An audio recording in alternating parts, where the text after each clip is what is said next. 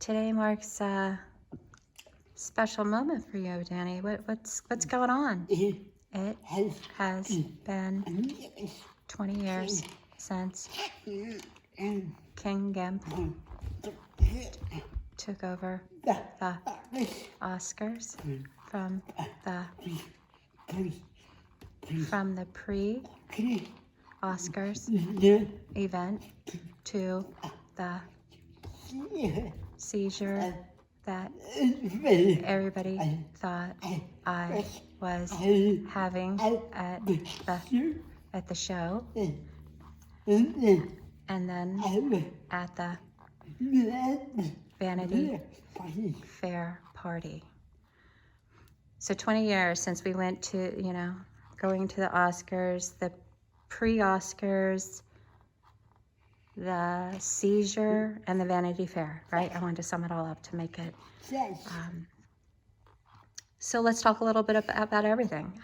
The pre-event. Let's tell your favorite story at the pre-event. It was, I had the typical Oscars, Hollywood. I had the typical Hollywood experience. I was at an event the first night.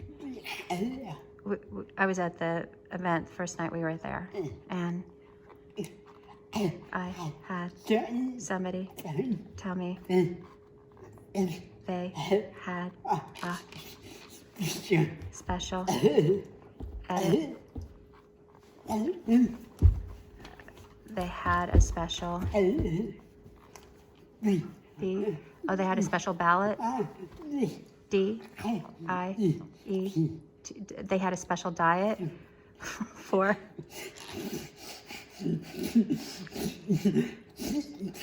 CP. They had a special diet for CP that would help with your. I didn't know that. That's funny. Somebody did that. What was it? No sugar, so you don't get hyper. You didn't listen to their diet. No, typical Hollywood. Dang it! Everybody's trying to stay fit in that town. I don't know why. Okay, go on. Let's go on to the next thing. It was the Oscars where you're having the seizure. But I wasn't having a seizure. I was just celebrating in your own way. Somehow, I jumped out of my chair. I jumped out of my chair because you were super excited, right? And everybody thought you're having seizures, so the camera was on you, and everybody's wondering, who is Dan Keplinger, right? And even though I didn't get to, even though I didn't get to go up, when on stage, I got the most. Even though you didn't go on stage, I got the most airtime for just because you're jumping out of your chair. Everybody was all worried about you, right? You got more time than the speech, right? And nobody, and no music to cut me off. No music to cut me off. That's hilarious. That's hilarious. And everybody, everybody was jealous of that, right? Okay, so so when you experienced that, what was that like? What was it like to hearing, the producers, Susan and Bill, go up and give their accolades? What were you thinking? This is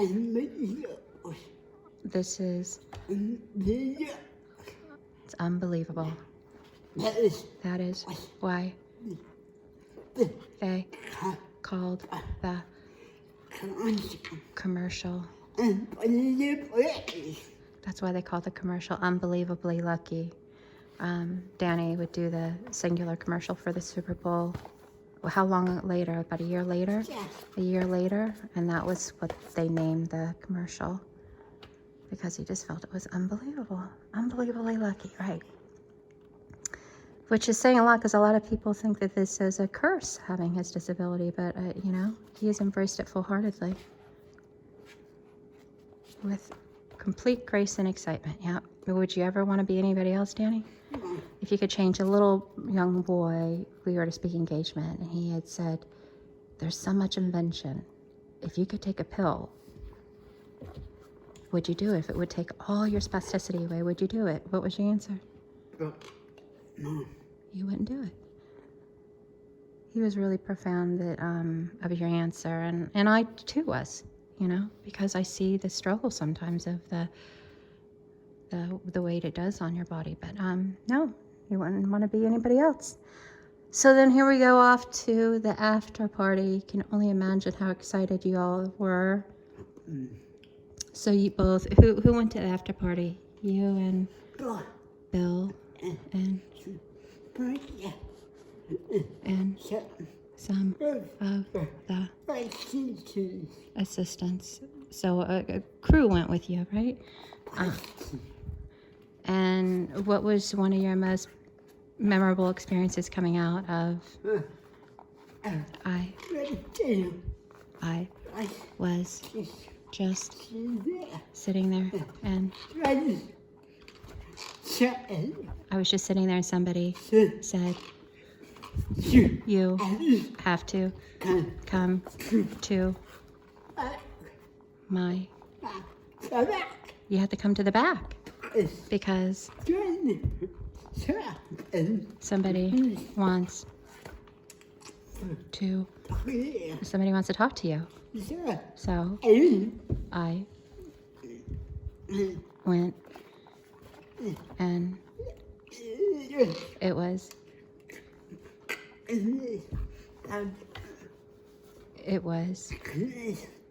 Gwyneth. It was Gwyneth Paltrow, and when she was talking to me, she got down on her knees and used my leg to hang on to. Oh, she won for Best Actress, right? For her role, and she was wearing that beautiful pink gown. I remember that. I remember watching that. Wow, that was so no. So she knelt down in that pink gown and touched your knee to talk to you, right? Yeah. What did she say? I don't know. You don't have any idea? It was such a blur. She could have said that you're super adorable and she wants to marry you, but you missed the opportunity, right? You just shook your head like but you didn't even know what kind of words were coming out of her mouth, right? You didn't care because you're looking at her beauty and just how profoundly of how she was knelt down to your level, which a lot of people just do not do. They don't see you eye to eye, right? So that was really neat. Oh my goodness. And of course, we got to talk about sweet little mama. She was your date, right, for the Oscars. And I love the story about the hotel. Can we talk about that? The hotel? Yeah. So the hotel, it's the same hotel as they filmed. It's the hotel they filmed Pretty Woman in, right? And Danny's mother is a very loyal, and when I say loyal, we got to put quotations around the word loyal, Mary Kay representative, right? And she, if you're needing Mary Kay products, she let us know underneath his caption. Because we always want to be advocating for her. Her Facebook, yeah. You're gonna Facebook her, Linda Ritter, and you're gonna say, hey, I need A, B, C, D, E, F, G, Mary Kay products. Oh, hold on, we're getting off subject here. Okay, but you know what I mean. You know, we love advocating for that. But she took her sweet little bubble bath. She put Danny in the tub with that big deep tub, and you know that scene where Julia Roberts is, you know, singing in her headphones. She wanted to reenact that, right, Danny? She put him in a bunch of bubbles. I don't know why I love that story so much, but I do. I love it. And she was a really awesome date, right? Yeah, she looks so pretty. I saw a few pictures. You all were handsome. So as the night gets a little closer to the event, what we're going to do is we're going to put on his tux, so you can see kind of what 20 years worth of dust does on a suit. Try to find one of the bottles that somebody had sent him. There was plenty of them. They usually have like these little, you know, the little things you wrap presents with, and they get all curly. You twist them with scissors and it gets all curly at the end. He had so many of those little bottles that would just carry a lot of dust, and I was always feeling like if I dusted it, it would rub off the magic. So I'm going to try to see if I can hunt a few of those down for you so you can see that, what 20 years does. But nevertheless, Danny, those were some good moments. And all of Baltimore was behind you in such a way that you were like, you put us on the map, right? Yeah. That's right. Everybody was deeply, deeply in love that their hometown boy made it. But most importantly, the man that you saw back then is still making these kind of incredible pieces of art. Look at this. Isn't this incredible? He's still creating. It's been a while. We're kind of revamping in the next couple months of doing a 20-year show in Towson. So we're looking really forward to that, hoping that you will follow him and come see him working with some of my old, working with some of my old professors and coming to bring a really good show together, right? Yeah. So we're going to give you some updates in the near future, but when short documentary film comes on this evening, just think of Danny. Ah.